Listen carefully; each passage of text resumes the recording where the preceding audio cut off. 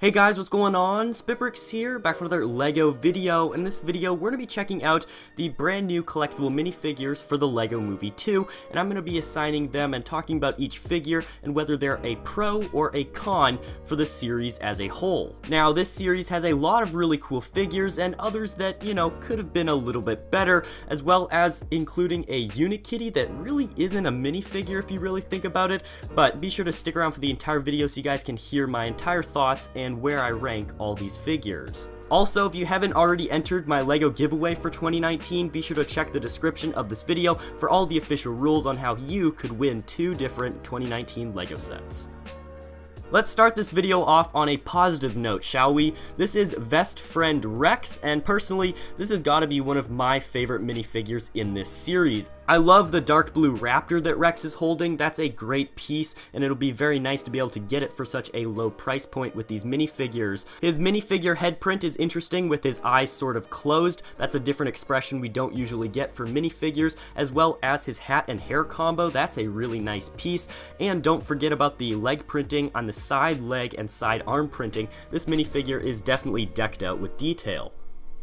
There's also Sherry Scratch and Post and Starfield here. We got her as a minifigure from the original LEGO Movie collectible minifigure series, and I love getting a more of a Apokolips Burg version of her. More specifically, not just the new details on the minifigure, but also this brand new cat. It's got this crazy mohawk as well as sort of a spiked collar on it. I think it looks really cool.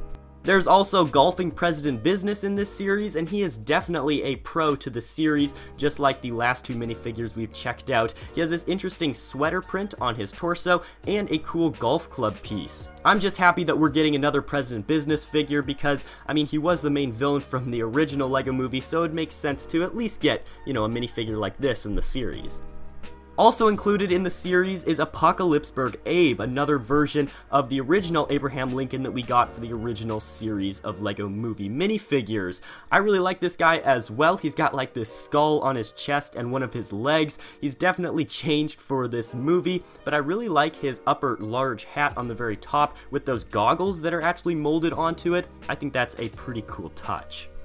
Now, for the LEGO Movie 2 collectible minifigure series, we have 3 different suit minifigures, and that's a lot for not being a specific suit series like the Party series, which was Series 18 of collectible minifigures. But let's go ahead and go through each of these 3. Some of them I think are pretty good, while others, you know, could have been improved a little bit.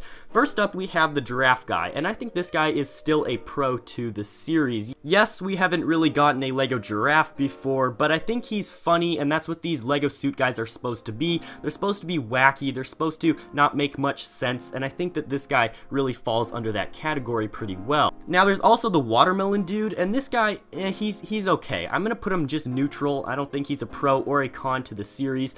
I do like that he's actually based off of a watermelon LEGO piece, so with that, I think he's probably more on the good side than the bad side, but really nothing is super appealing with this figure in my opinion. Now, there's also the Crayon Girl, and I'd have to say that she's probably the con out of these 3 different suit minifigures. I don't know, I'm just not really feeling it. Of course, a crayon, we haven't gotten really a crayon LEGO piece, and as well as the printed tile. I mean, it's interesting, but how did she draw it? Did she, you know, rub it on the top of her suit somehow to draw that minifigure head? Because there isn't even a LEGO crayon piece. I don't know, just doesn't really make much sense, but it is pretty interesting the color of purple that they chose. Now, here's a minifigure that's been receiving so much hate in the community. I mean, like, for real, this guy really needs a break, but I have to be honest, this guy is definitely a con for the series. This is the Swamp Creature, and yes, I understand LEGO putting him in this series since he was from the original LEGO Movie. He's another sort of like the Abraham Lincoln and the Miss Scratch and Post who have kind of evolved here. But really, there's nothing on this minifigure that really makes him intriguing to me. I'm not really a fan. He looks just basically like the Swamp Creature from Monster Fighters back in the day. Okay, so now we have a very interesting set of 4 minifigures here, sort of in a band that apparently Lucy was in back in the day. We have 4 different members. I think that's kind of a lot. I mean, we only have 20 minifigures. 4 out of 20, that's literally 20% of the series, are these sort of band members. I don't know. We'll start off here, though, with Flashback Lucy, and this minifigure tells us a lot Kind of spoilers, but, you know, we'll learn it in the movie.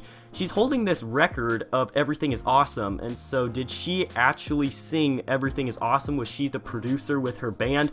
Who knows, we'll probably figure that out in the movie, but I think this is a pro. I really like this figure. I like the new color for her hair, I like the pink microphone, as well as her torso and legs. I think this is a very solid minifigure. Now we also have Hula Lula, part of the band. I'm gonna say this is a con. It's just very similar to a minifigure we got back in the day. I'm not a big fan of the hairpiece really at all. The lime green is, you know, it's just kind of weird. I think this minifigure could have been good, but it really just didn't turn out the way that it should have. There's also Candy Wrapper, and I think she's just barely a pro for the series. Her pink hair is kind of interesting, as well as her newly printed tutu piece. I don't believe we've gotten that print before, and so really just those two things are what pushes her over the edge to be a pro. Now lastly, we have Kitty Pop, and yeah, it kind of looks like what you may think it looks like. However, I do really like her guitar, but other than her guitar, just not feeling this minifigure, so I'm gonna put her at a con. Of course, with the series, we get some of the main Master Builder minifigures like we really should. Here are 3 of them in front of you right now. Let's go through them real quickly. We've already looked at Rex, but here is Awesome Remix Emmet, and this guy is definitely a pro. I mean, how could I give this guy a con? He's got a coffee cup with no printing on it, but I really like the new headphone hairpiece that goes on the top of his head, as well as that minifigure head with the eyes that are sort of closed. He has a very, very large smile, and a cool phone printed piece. There's also Battle Ready Lucy, and although there isn't really much going on here, I just like the fact that you can get this Lucy minifigure in the Collectible Minifigure series, and I like the new hood and goggle piece that goes over her head. Definitely a pro. And of course, we have Apokolips Benny, who has that sort of toolkit on the side, as well as his robotic arm. I really like the inclusion of the robotic arm of Benny here. It's a cool little feature of the series, makes him stand out from the rest of the minifigures, and well, he's Benny. I mean, everybody loves a classic spaceman. Definitely a pro for the series. Alright, so there were also these Wizard of Oz characters that came out of nowhere. I don't know why LEGO decided to put them in this LEGO Movie 2 line of minifigures. I don't really know, but anyways, we got them, and I think they're pretty cool. We have Dorothy and Toto. The dog for Toto came out pretty nice, and I assume all of these Wizard of Oz characters will appear some point in the movie. I also really like Dorothy's hair. There's also the Tin Man, and I actually really like this figure. He's kind of bland with his colors, but he is a Tin Man. I like his little accessory of the heart clock, and his head accessory is pretty interesting to say the least. I think that this guy is very unique, and he's definitely a pro. There's also the Scarecrow, and although he's maybe my least favorite out of the Wizard of Oz characters, I still think he came out pretty nice. He has that certificate of achievement, 2x2 flat tile. I mean, the accessory isn't amazing for him, but at least it'll make him a little bit easier to feel in the packaging. Definitely still a pro, because let's be honest, you need to have all these Wizard of Oz characters for it to be really worth it. Speaking of which, we have the Cowardly Lion, who almost seems like a suit minifigure, but of course he is a lion instead. He has this little medallion piece, which is, you know, it's a 1x2 tile. It's okay, I guess, but he also has a tail in the back. I'll give him a pro for this. I like his mane that goes over the minifigure head. Alright, so now you've gotten to the point of the video where we're looking at a brick-built character, not a minifigure. As much as I do love the Unikitty figure, I love her character, I love her personality, she did not need to be in this series. This one Unikitty that included, yes, she is popular, but she has so many different, she has her own theme. Like, for real, LEGO, you didn't have to put in, this is just a generic version. You should have put in, you know, Apokolips Burg Unikitty, you know, some sort of an exclusive print.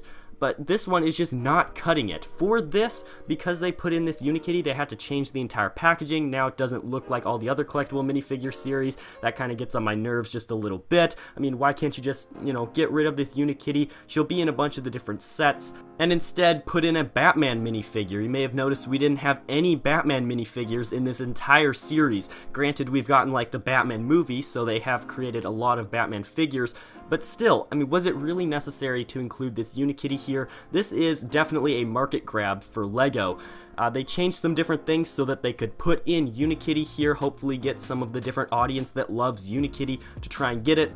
As the time of this video, I haven't found any of the packs in my local stores, so I can't really say if it's harder to feel for these pieces in these new minifigure packs than the old ones, but just with the different change, it'll be different to say the least to try and collect all 20 of these figures. And I'd have to say that this is a very, very large con of the series. As much as I love Unikitty, she just was not needed in this series.